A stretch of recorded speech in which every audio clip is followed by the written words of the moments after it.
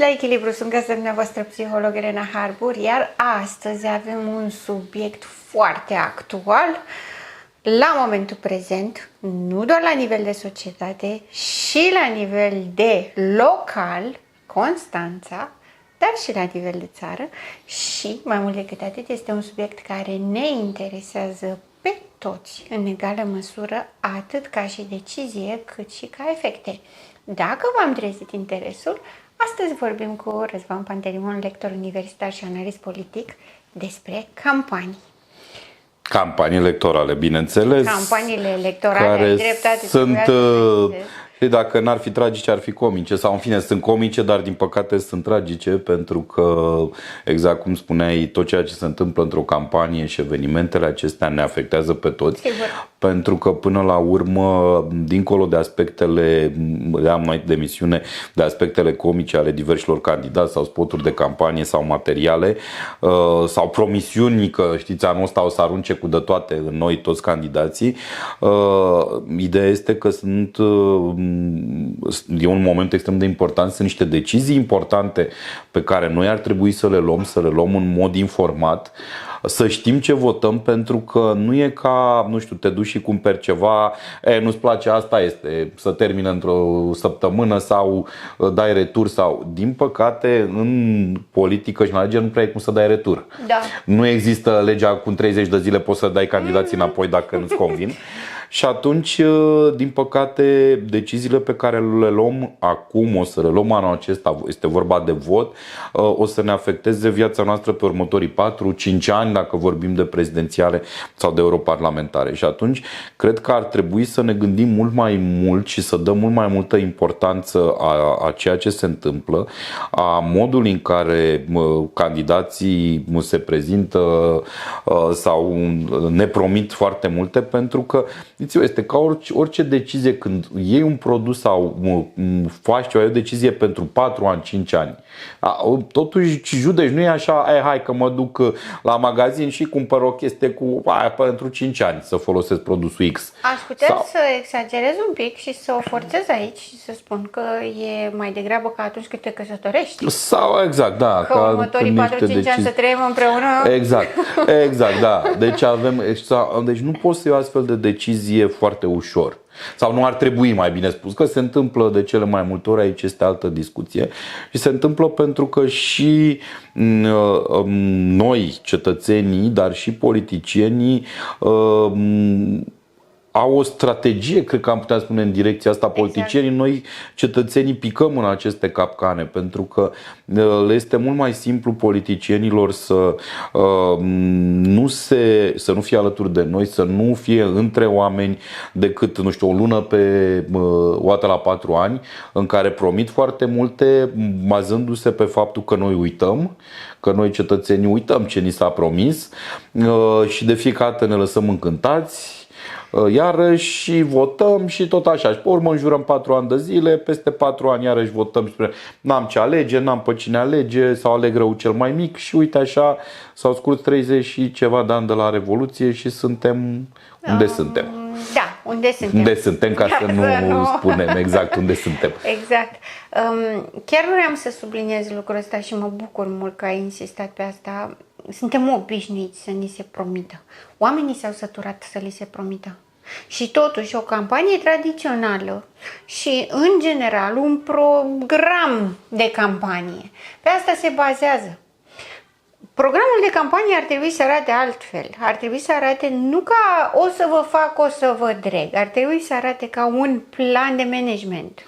O strategie, un plan de management. O strategie. Pe de altă parte, s-a transformat totul într-un fel de a cumpăra votanții sau voturile prin aceste promisiuni, care inevitabil ajung să fie neîndeplinite, pentru că ceea ce se promite nu este realizabil în plan practic. Pentru că noi ne-am obișnuit, noi ca cetățeni, toți politicienii mint, în campanie ne mint, Exact. și atunci ne-am obișnuit cu ideea asta, ni se pare o normalitate. Vorbeam de la un moment dat de normalizarea violenței, dar și aici în campanii minciuna este normalizată, nimeni nu mai crede lucrurile astea, dar pe de altă parte votăm în funcție de minciunile respective, să neapărat minciuni, de niște promisiuni pe care suntem conștienți că nu au cum să le facă. E foarte simplu. Ne mințim reciproc. Da, ne mințim. Politicienii mint pentru că nu au de ales, trebuie să mintă. Da, trebuie să promită iar ceva. noi acceptăm să fim mințiți în ideea în care suntem măguliți în ideile pe care le avem sau în dorințele Exact, pe da, care pentru le că avem. ne sperăm niște lucruri, că ne place să credem că poate se face ceva. Cred că aici ar fi o relație mult mai onestă dacă un polițian spune: pot să fac atât, nu pot să vă promit aia și aia, doar atât, pentru că atât ai bugetul, atâta sunt atribuțiile primarului, președintele Consiliului Județean sau ce vreți, pentru că asta se poate acum, ăsta este contextul. Cetățeanul să spună: bun, dacă atâta faci, dar asta să faci, și dacă peste 4 ani n-ai făcut, te pedepsezi la vot, între ghilimele. Însă asta mi s-ar părea mult mai onest. Dar Păi crezi că l-ar aici vota? nu cred că ar vota. Când văd, Adică oamenilor le place să fie mințiți? cred că, nu știu dacă neapărat le place să fie mințit, dar cred că le place să trăiască într-o iluzie mulți dintre ei, deși suntem conștienți că e o iluzie. Pentru că sunt niște lucruri extrem de simple, apropo de planul de management. Am văzut și, în fine, lucrez pe zona asta foarte mult timp, predau despre campanii electorale. Sunt niște teme, sunt niște chestiuni. Să creștem crearea de noi locuri de muncă. Toți o să spună, niciunul nu o să spună: domnule, vreau să fie rău, o să fac șomaj, să crească șomajul, o să dau lumea afară. Asta să fie clar. Toată lumea creează locuri de muncă, o să crească nivelul ăsta, o să facem, o să dregem. Dar întrebarea e foarte simplă. În paginile aia de program, în toate emisiunile în care promis, toate articole, interviurile, postările, ne spunem concret cum creezi locuri de muncă, ceva măsurabil. Noi ne-am obișnuit, mai ales în politică, cu povești din astea foarte frumoase, cu promisiuni, concret, măsurabil. Nu vreau să-mi spui că o să creezi locuri de muncă. Câte? 5, 10, 1000, 100? Păi, dar nu pot să spun 5. Pe ce domenii? Spune 5 dacă tu măcar ești onest. Da? Îmi spui, e ca, spune apropo de plan managerial, plan de business. Noi am niște indicatori. Exact. În termen de 6 luni trebuie să crezi vânzările cu atât, sau trebuie să, nu știu, scadă prețul sau orice, vorbim de un plan managerial. Deci atunci am spus: bun, în termen de 4 ani o să crezi 20 de locuri de muncă. Cum? Păi o să fac cu tare chestiune, astfel încât deja am negociat cu o firmă care îți deschide aici o fabrică, nu știu, eu o primărie, dau un exemplu, da? Eu o primărie dau terenul gratuit în concesiune sau îi creez niște facilități cu obligația să aibă 20 de oameni care să aibă adresa în comunitatea asta. Și atunci noi am creat 20 de locuri de muncă concret. Nu creăm locuri de muncă. O să creștem nivelul de trai. Știi de ce cred că se întâmplă chestia asta? Pentru că, în general, știi că am vorbit acum am vorbit de planul de management, planul de business. Oamenii, în general, care votează, ei nu se gândesc la un business. Dar se supără că primăriile sau președinția, totul este un business. Dar ei nu se gândesc, și, în general, sunt foarte atrași de ideea asta, vrem un conducător populist. Să ne facă nouă ca oameni, ca noi să avem pensii, noi să avem salarii, noi să fim în siguranță. Nu este rău să facă, dar nu se întâmplă. Nu este rău. Nu se întâmplă pentru că trebuie gândită ca un business. Adică, da, noi oamenii suntem cei care beneficiem sau nu beneficiem de asta, dar noi suntem cei care votăm un lider, un om care poate să ducă lucrurile pe un drum bun, iar drumul bun nu este dacă ne ține pe noi de mânuță sau, nu știu, a distrus orașul anul trecut ca să facem șosele pentru că vine un an electoral. Nu asta este ideea. Cu toții spun: vai, acum se fac, sunt alegeri cu 3 luni înainte, să fac, să dreg, să inaugurează. Și cu toate astea votăm la fel de prost întotdeauna. Și totuși, toată partea de alegeri, toată partea de leadership presupune management ca la un business, chiar dacă acest business include afaceri, locuri de muncă, tot ce se promite în mod real, care ar fi necesar pentru prosperitatea oamenilor. Gestionarea, până la urmă, și conducerea unei comunități, cu toate aspectele sale. Exact, iar asta intră la managementul de business, pentru că aș vrea cumva să clarificăm chestia asta, știi? Pentru că toată lumea zice, toți politicienii sunt hoți, toți vin la putere numai ca să ne fure. Pentru că ei sunt obligați să facă partea de afaceri, de business-uri. Da, bun, o diferență între business-ul, nu știu, privat și ceea ce înseamnă partea de administrație publică sau zona aceasta de politică. Dar trebuie să înțelegem că așa cum conduce o firmă până la urmă și ideea este de a obține profit și dividende pentru acționari, de exemplu, dar la fel trebuie gândită și o comunitate, fac în așa fel încât să obțin dividende care se manifestă în creșterea nivelului de trai, crearea locuri de muncă, îmbunătățirea infrastructurii, etc. pentru acționari care sunt cetățeni. În fiecare dintre noi avem o acțiune, acel vot, da? Avem o acțiune la primăria comunității din care locuim sau la nivelul țării, dacă vorbim de prezidențiale, și pe baza acelei acțiuni noi ar trebui să primim niște beneficii. Însă, într-adevăr, vorbeam și spuneam de chestiunea asta cu liderul. Noi ne-am învățat, într-adevăr, trebuie să ne rezolve tot. Primarul, președintele, nu? Trebuie să facă.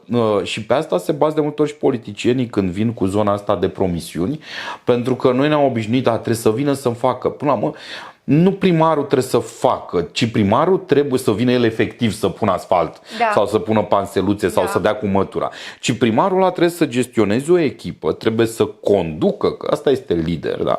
Să conducă o echipă în care poți să ai oameni buni, oameni mai puțin buni, oameni competenți, oameni mai puțin competenți, dar ca la o firmă, dai afară, dai concurs pe bune, în fine. Da? Iar oamenii trebuie să facă restul lucrurilor, da? Trebuie să, nu știu, faci contracte cu firme sau ai firme ale primăriei sau în fine, de ce aici discutăm. Nu primarul trebuie să vină să-mi facă, dar noi ne-am obișnuit, primarul ne-a făcut sau președintele să facă nu știu ce. Oamenii ăștia, asta trebuie să înțelegem. Care caută să aleagă un om.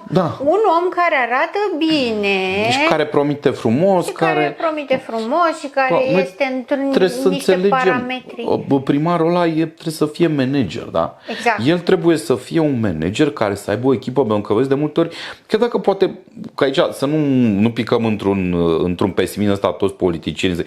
Sunt convins că sunt foarte mulți oameni politici buni, sunt foarte mulți din zona aceasta publice foarte buni.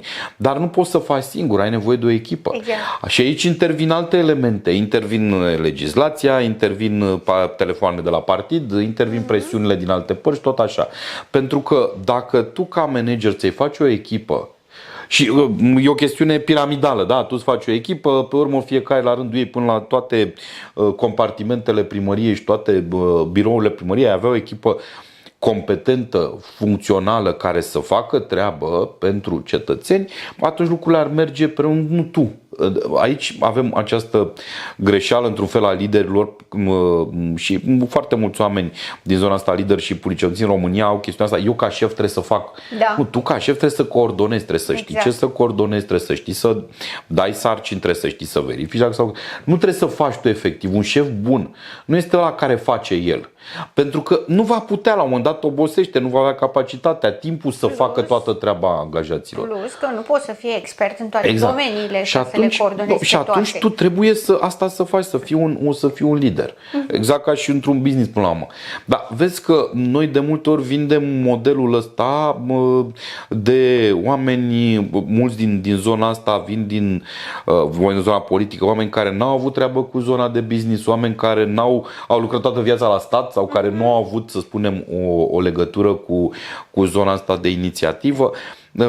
Nici nu vor de foarte multe ori, și asta se întâmplă, foarte mulți politicieni odată ajungi în niște funcții, indiferent că vorbim de nivelul comunității sau nivel național sau județean, de multe ori pică în chestiunea asta, nu vor să mai asculte, pentru că până la urmă orice lider bun, o calitate a unui lider, că până la urmă despre asta vorbim în politică, nu? Este aceea de a asculta, până la urmă aflu mai multe păreri și iau o decizie informată, așa cum și noi ca cetățeni trebuie să votăm în mod informat. trebuie să iei deciziile informat. Asta e obligația ta, între ghilimele, să iei o decizie, dar trebuie să asculți niște păreri și nu doar părerile, șeful, ce frumos ești, ce bine stă astăzi, ceva, e o scamă pe umăr, da? Da. De multe ori se pică în zona asta, în zona politicii, de yes men, da, te înconjuri de yes men, de oameni care spun doar ce vrei să auzi, dar un adevărat lider este cel care ascultă și criticile, da? Și cel care învață din ele și care vrea să facă ceva. Din păcate, să facă ceva funcțional, și pentru comunitate.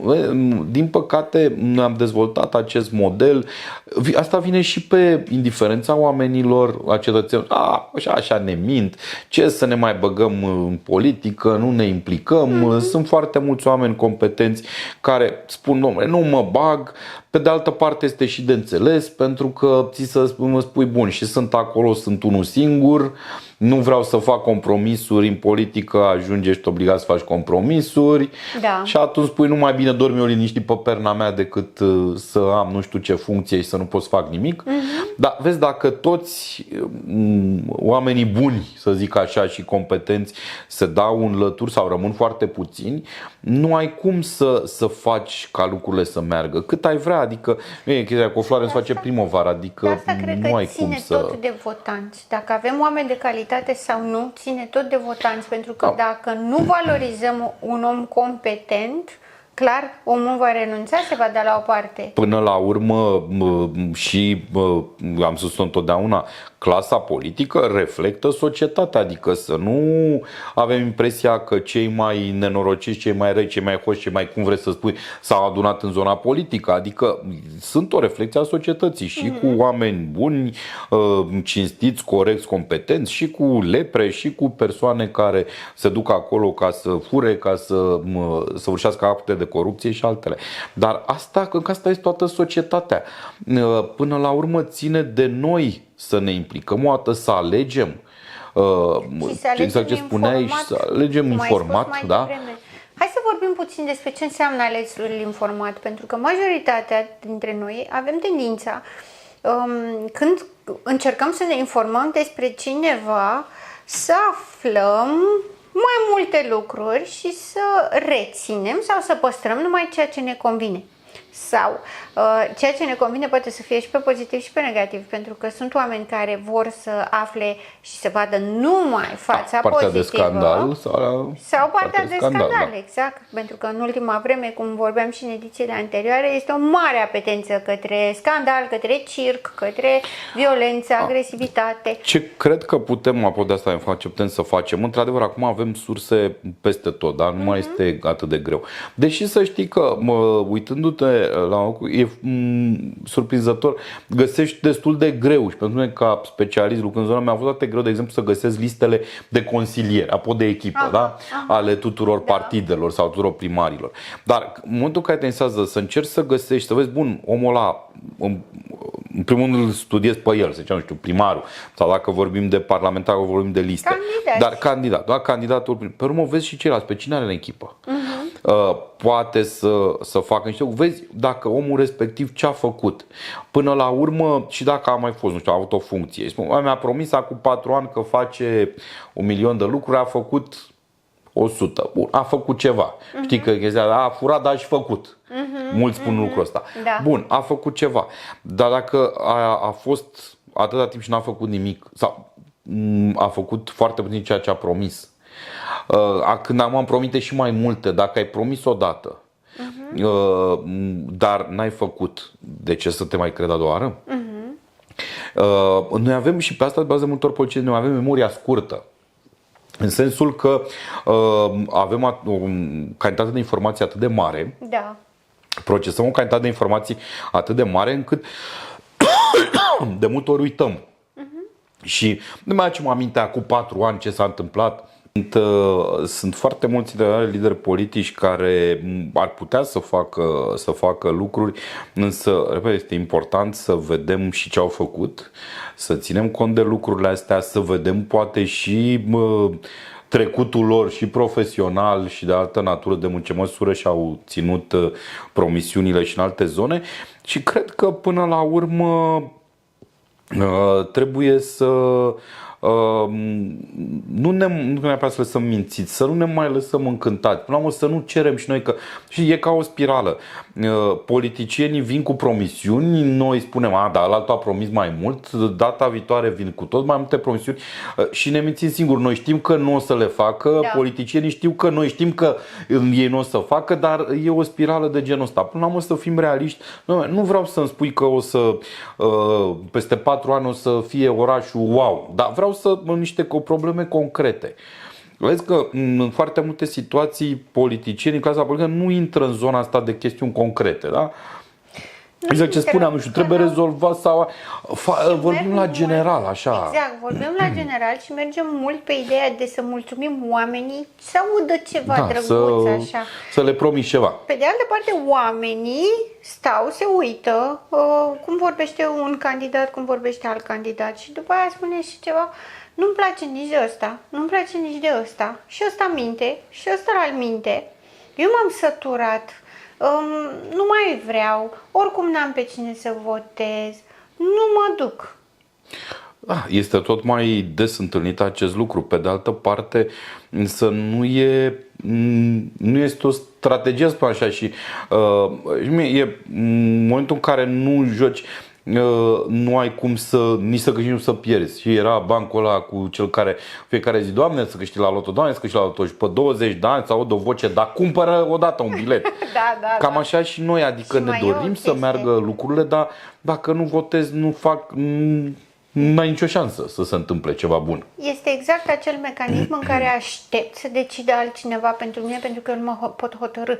Și atunci, întotdeauna, dacă eu nu iau decizia pentru mine, o ia altcineva pentru mine în mod obligatoriu, pentru că decizia trebuie luată, oricum. Pentru că înțelegem un lucru, până la urmă, dacă într-un vot ai 3 persoane care merg la vot, 2 votează pe un candidat, un alt candidat, alea 2 persoane au decis pentru poate 100, 500, 1000 de oameni, exact, da? Exact. Până la și nu neapărat informat, cum spuneai mai devreme. Nu contează, asta este, mai ales în vorbim de sistemul legat de ceea ce înseamnă primari. Acolo cei care au un vot în plus câștigă, nu contează câte persoane sunt. De-aia ne trezim și am avut o rată foarte scăzută de prezență la alegeri. Dacă facem niște calcule, avem primari, da? Vorbim de primari pentru că, să zicem, sunt cei mai apropiați de noi, de comunitate. Aleși, dacă faci socoteala cu votul a 10-15% din totalul oamenilor. Că ei au avut 30 și nu știu cât, dar 30 și nu știu cât din 30 care au participat la vot. Și atunci ce legitimitate are un astfel de om care până la urmă a fost ales de 10%, da? Da. De 1 din 10 locuitori ai comunității, pe ăla reprezintă practic. Normal ar fi să nu aibă legitimitate, nu? Dar ajunge ca acest om care nu are legitimitate pentru că l-a votat cineva. Nu intrăm în varianta de au fost plătiți anumiți oameni să voteze ceva. De nu votul real, acolo. deci nu vorbim votul de manipul, de furt electoral. Dar ajunge un astfel de om să mă reprezinte pe mine, care eu vreau cu totul altceva, dar nu mă duc la vot. Păi asta este. Mi-o merit. E că, nu știu, ca la fotbal, eu nu mă prezint pe teren, dar de ce n-am câștigat? Cam așa ceva, adică asta e, până la urmă trebuie să ne implicăm. Și mai mult decât atât trebuie să înțelegem că, știi, întotdeauna votul a fost considerat o datorie cetățenească. Nu e datorie cetățenească, este responsabilitatea mea față de mine. Ce o să fac eu și ce o să mi se întâmple pe viitor. Pentru că nu pot să cer niște lucruri atâta timp cât eu nu am fost implicat, atâta timp cât eu nu am dat. Repet, e ca la... ai o acțiune, dar acțiunea aia am cumpărat-o, între ghilimele, și atunci am făcut ceva pentru acțiunea aia și primesc înapoi. Dacă eu n-am acțiunea, n-am ce primi, nu pot să cer, pentru că nu am oferit nimic. Exact. De asemenea, și asta partea vreau și mai devreme, de implicare. Este foarte important să ne implicăm și în primul rând cu asta începe cu informarea. Da. Să încercăm să informăm și pe alții.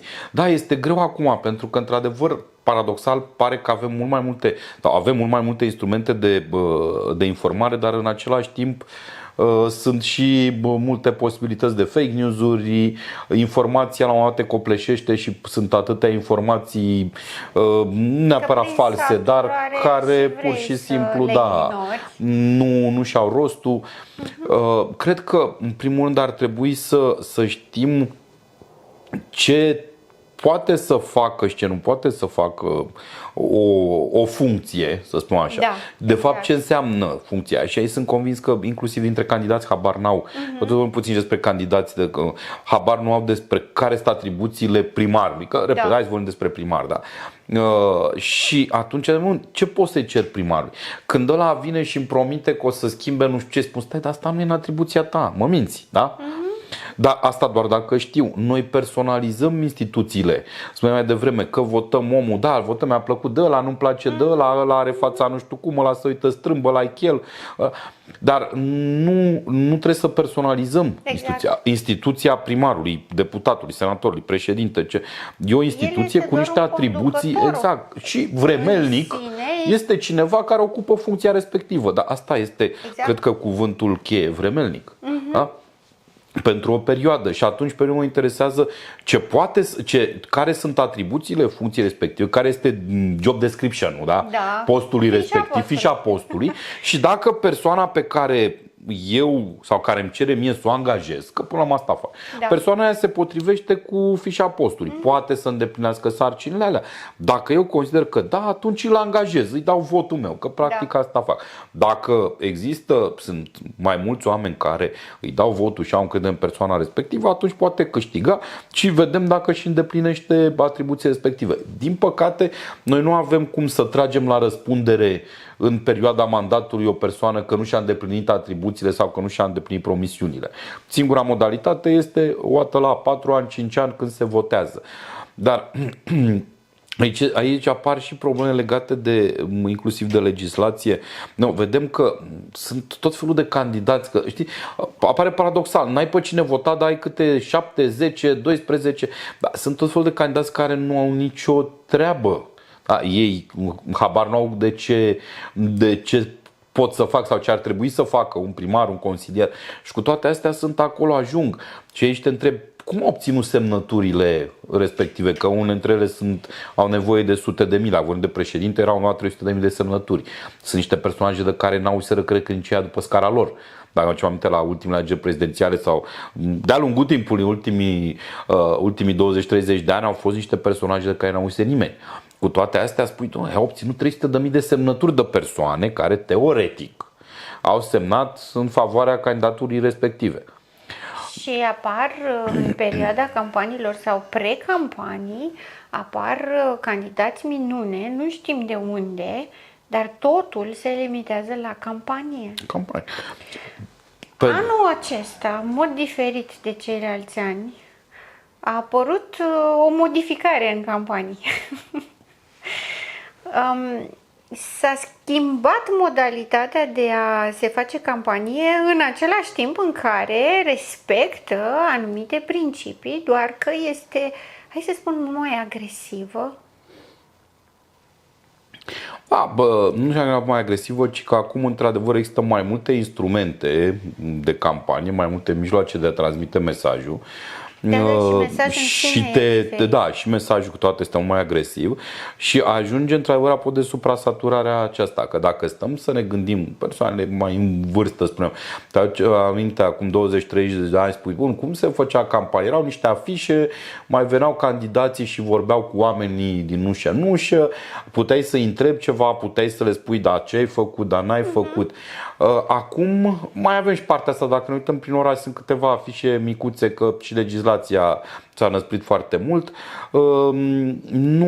Sincer, nu prea am văzut să vină la ușă cum veneau, poate că mai sunt, sigur, sunt întâlniri cu cetățeni în diverse zone, dar și alea de multe ori organizate, dar e o campanie foarte agresivă, într-adevăr, și foarte prezentă în zona rețelelor sociale, pentru că e nebunia asta și am spus-o de foarte mult timp și o repet, au impresia că alegerile se câștigă pe rețele de socializare, le spun probabil și o serie de consultanți, nu, șeful, te iubește lumea, că îți dă like-uri, inimioare sau alte cele. Însă votul este altceva. Omul vrea, apropo de ce spune, oamenii s-au săturat, vreau să ascult și eu, să-l văd și eu pe ăla, să uite în ochii mei, să mă mintă în față. Da. Că poate îmi dau seama dacă mă minte sau să-i pun și o întrebare. Că degeaba sunt bombardat de zeci de clipuri electorale pe rețele de socializare dacă eu nu am posibilitatea de feedback. Îi las acolo un mesaj și atât. Și dacă îmi răspunde, n-am nicio siguranță că mi-a răspuns candidatul sau are niște troll pe acolo, niște oameni angajați care răspund. Da. Pe când partea asta de door to door, cum se numește în tehnice de campanii electorale, este mai dificilă, este mai greu pentru că foarte dificilă, mai ales că și Constanța, de exemplu, nu e un oraș mic. Constanța, dar, nu neapărat Constanța, general. Este greu să vorbești cu oamenii. Pe de altă parte, vedem și un lucru, candidații tot mai mult, și asta nu e o chestiune generală, habar nu au să vorbească. Să comunice, nu neapărat să vorbească, că de vorbit vorbesc toți, dar le e foarte greu să comunice, pentru că aici este o problemă și poate facem o emisiune exact pe zona asta de public speaking, de vorbit, de comunicare, pentru că am impresia că știm să comunicăm, dar de foarte multe ori, și mai ales noua tehnologie, ne-a făcut mult mai puțin comunicativi direct. Păi, credem, exact la asta mă gândeam acum când ai spus campanii foarte agresive pe online și door-to-door nu.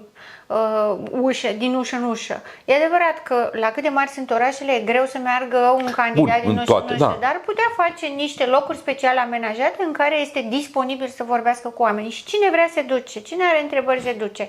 Însă este atât de mare discrepanța asta între prea mult pe online și nimic în oraș. Practic mergi în oraș și e ca și cum e orice altă perioadă din orice alta. Nu vezi nimic. Nu mai vezi câte un grup îmbrăcat în niște haine de anumite culori sau... Da, bine, partea asta de...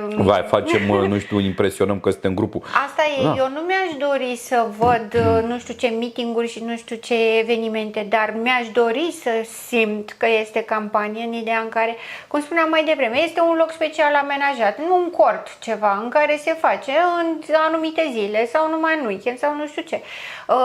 Nu-mi doresc să văd afișe, să fiu intoxicată de anumite imagini sau anumite personaje, dar îmi doresc partea asta în care partea de campanie să fie o comunicare în care să poți să afli, să întrebi, să dobândești ce spuneam la începutul emisiunii. O să creezi locuri de muncă. Cum? Concret, domnul candidat, da? Exact. Concret, spune-mi un exemplu și vă votez.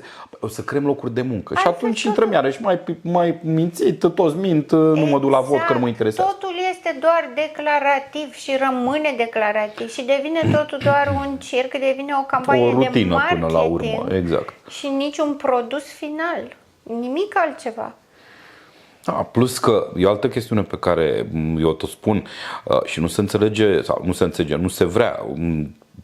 Campania electorală, o campanie electorală începe a doua zi după alegeri. Că ai pierdut sau ai câștigat.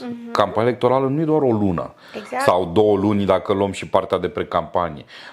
Campania electorală este permanentă. Până la urmă eu mi-aș dori, și asta apropo de votul informat, da, că îmi vin în această lună toți și îmi promit și îmi fac, nu mi-aș dori ca de-a lungul celor 4 ani de mandat sau 5 ani, alesul meu, indiferent de ce vorbesc, da, de nivelul, să periodic să vină să spună ce a făcut, să spună ce planuri a, spună nu am putut să fac aia pentru că, da, să vorbească cu noi ca cetățeni, să fie alături. Nu vii și te plimbi cu cortul ăla pe care spuneai, îl faci doar în luna de campanie. Da, poate exact. Să am un loc să știu că, nu știu, o dată la 2 săptămâni ai 3 ore în care primarul sau candidatul la primărie oferă, nu știu, o discuție într-o sală cu mai mulți oameni. Cine vrea să vină, avem o sală în care puteți să puneți întrebări. Vă răspund, nu știu, la 10 dintre ele, ca să nu ajungem 100 că n-am timp, dar aveți poziția de comunicare. Să-i văd pe candidați, să-i văd interesați. Uite-te la ce a fost apropo de alegerile astea locale, dar și europarlamentare, în care până în ultimul moment mai știu cine sunt candidați. Au apărut candidați surpriză, în sensul candidați care nu au avut legătură cu politica până acum. A fost cazul Bucureștiului. Adică, și aici vorbim de partidele mari, nu vorbim de candidații care, în fine, nu au șanse sau candidați independenți. Partidele mari până în ultimul moment nu au avut candidați. Da. Păi tu trebuia să ai, că ești la putere, că ești primar, să spunem, sau ești ales, cu atât mai mult ai posibilitatea să vorbești. Dar ești în opoziție, vrei să câștigi, păi poziționează-te. Da? Noi o să avem în scurt timp alegerile primari.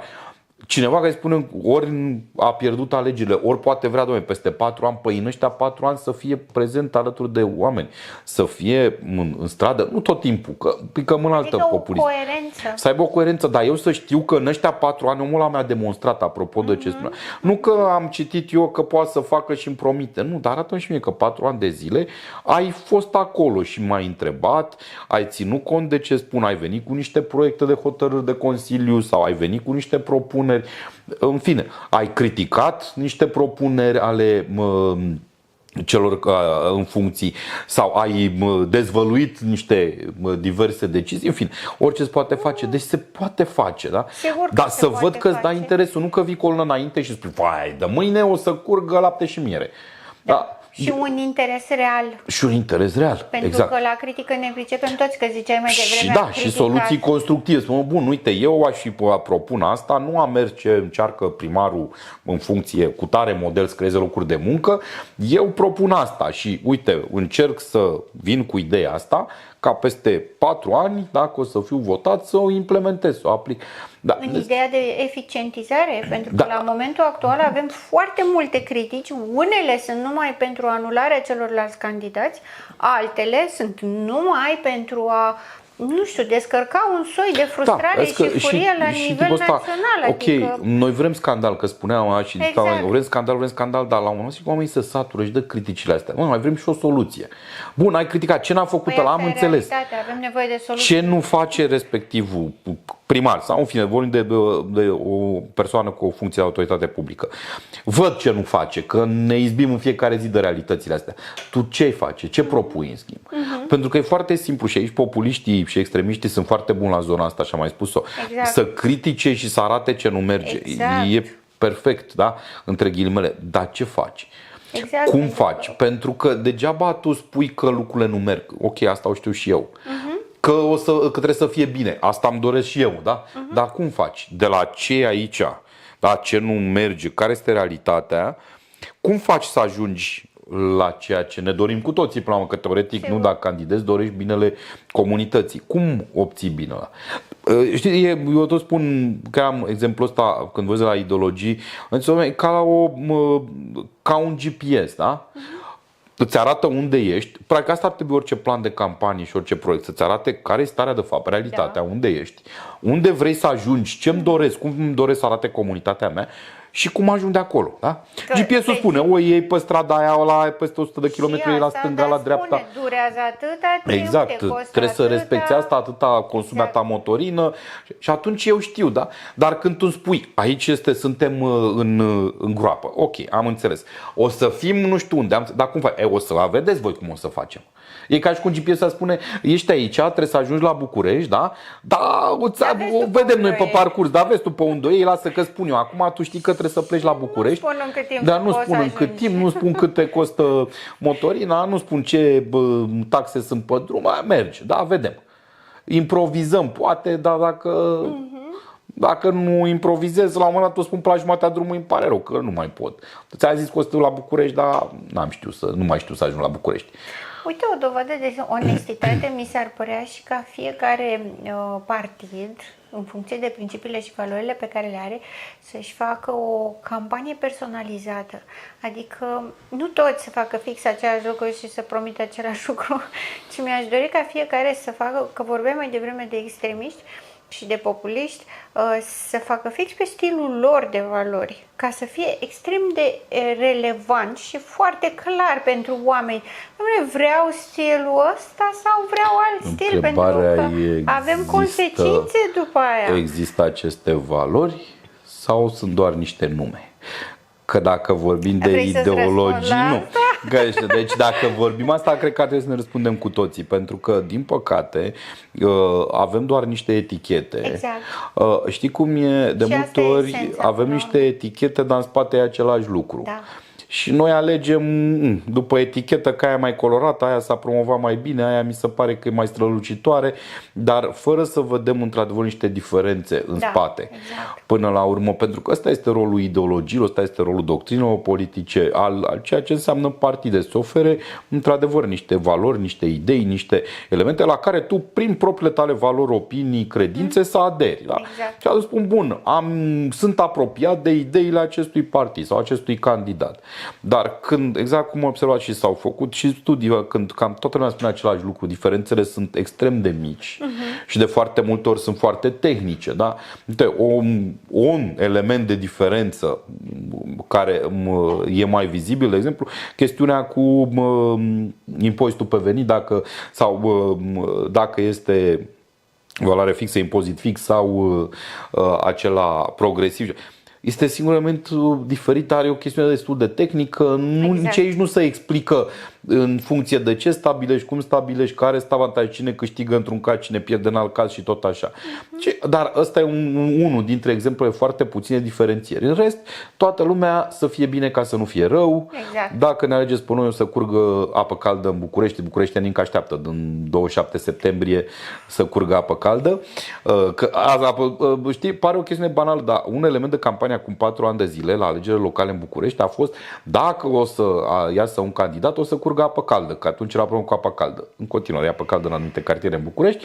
Deci așteptăm să curgă apă caldă sau lapte și miere la robinet, dar din păcate nu știm cum. Și dar nu știm cum se deschide robinetul. Că asta ne spun candidații. Cum deschide robinetul ăla să curgă lapte și miere? Da. Îmi doresc ca discuția de astăzi să fie destul de importantă pentru ascultătorii și privitorii noștri, în ideea în care să deschidă niște uși către informare, către alegere, către implicare, să nu mai negăm, să nu mai așteptăm. Și îmi doresc partea aceasta de valoare. Eu sunt apolitică. Eu sunt doar un cetățean. Am făcut în facultate și ce înseamnă o campanie politică și cum se derulează și care sunt scopurile și obiectivele ei. Și poate tocmai de aceea sunt și oarecum revoltată exact pe toate lucrurile pe care le-ai spus înainte. Dar niciodată nu uit că până la urmă sunt doar un cetățean și cum sunt eu revoltată sunt și ceilalți. Și ca atare de asta, subiectul de astăzi a avut în vedere mai mult oamenii, cetățenii care votează. Dacă votăm, ce votăm, cum votăm. Și să nu votezi. Este o decizie. Votăm.